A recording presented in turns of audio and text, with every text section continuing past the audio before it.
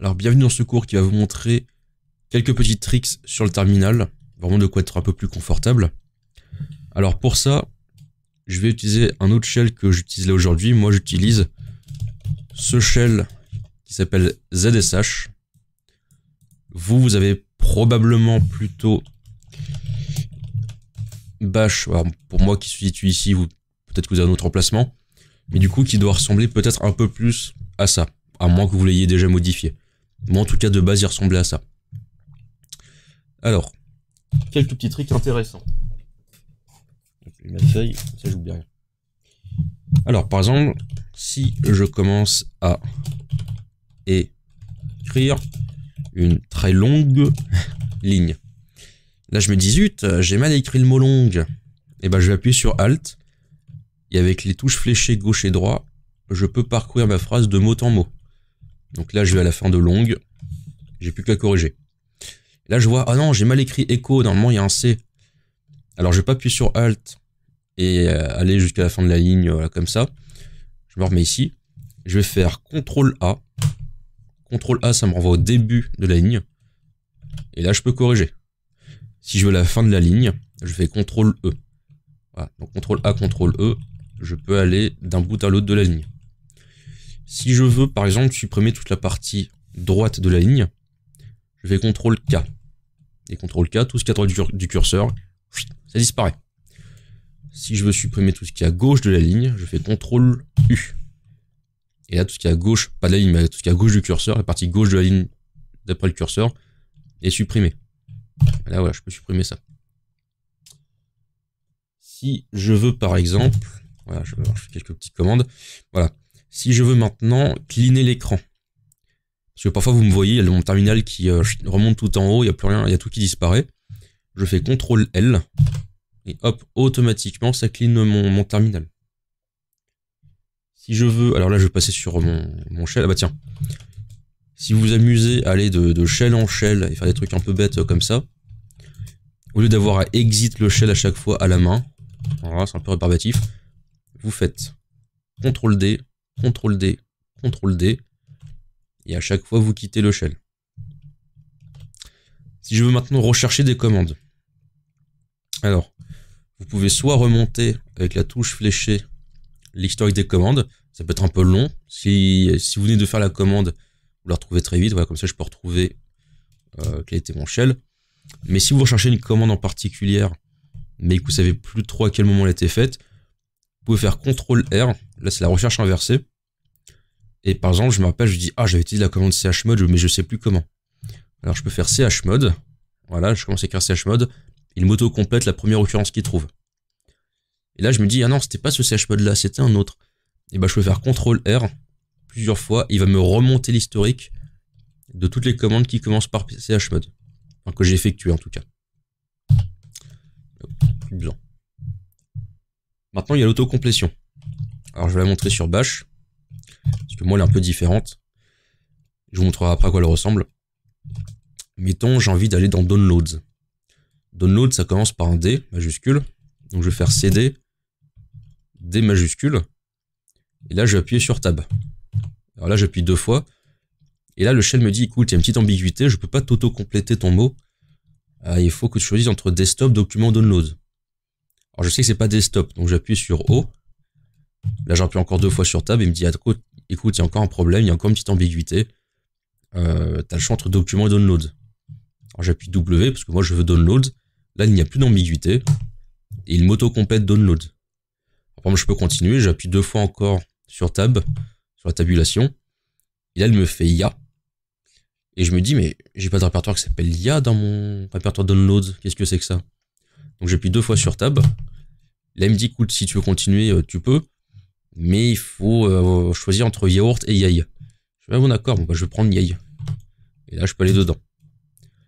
Pareil, si je veux lister les fichiers, si j'ai envie de lister un fichier spécifique, un fichier en particulier, je vais faire par exemple ls yay, j'appuie sur Tab, il m'auto-complète jusqu'à avoir une ambiguïté. Et là, je regarde, il me fait, en gros, il me dit, écoute, j'appuie 2 fois sur Tab, il me dit, écoute, j'ai 2 fichiers, il y en a un qui finit en XZ et un autre en GZ, je sais pas lequel tu veux, mais voilà, il faut résoudre l'ambiguïté. Donc je le résous, et hop, je peux lister mon fichier. Sur mon shell à moi qui est donc ZSH, j'ai quelques petites différences par rapport à ça. Par exemple, si j'ai envie d'aller dans Downloads, là je vais juste faire D majuscule. J'appuie 2 fois sur Tab aussi. Mais en appuyant 2 fois sur Tab, là j'ai une petite interaction où je peux directement avec les touches fléchées choisir le répertoire que j'ai envie dans lequel j'ai envie d'entrer. Donc moi c'est Download. Là c'est pareil, j'appuie 2 fois sur Tab et je peux résoudre le problème comme ça. Et en fait, je suis encore plus fainéant que ça. J'ai même plus envie maintenant d'écrire CD. J'ai juste à écrire le début du nom du répertoire. Il me l'auto-complète. Après, peut-être que par exemple, je vais aller dans, on va dire, yaourt. Et en fait, quand je mets juste un nom de répertoire en entrée, comme si c'était une commande, il me fait rentrer dedans. Donc, j'ai même plus à utiliser CD maintenant. Bon, sauf pour revenir à mon home. Pareil, dans le répertoire mes documents, à l'habitude d'écrire CD pour les vidéos maintenant. Dans le répertoire mes documents, j'ai plusieurs répertoires. J'ai collège, j'ai lit et j'ai lycée. Ah bah tiens. Si j'ai envie de revenir dans le répertoire parent, j'ai juste à faire point, et hop, il me remet dans le répertoire parent, parce que point est un répertoire.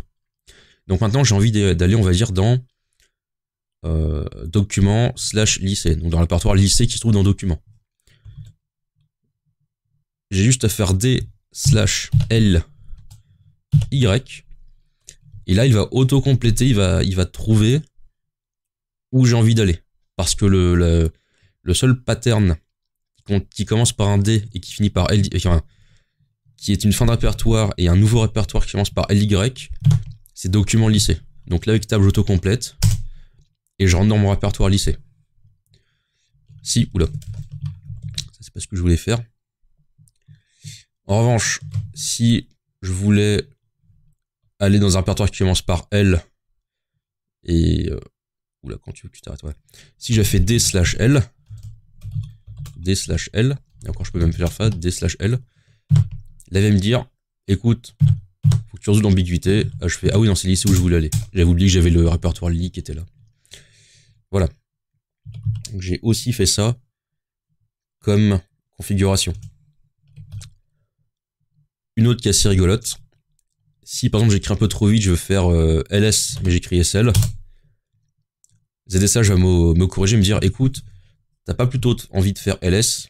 Donc là, je peux dire non, oui, toujours dire oui, ou quitter, exit la question. Et j'y fais je dis, attends, je vais revoir. Si je fais donc SL, je peux dire yes, vas-y, fais-moi SL. Et si je suis sûr de moi, je dis non.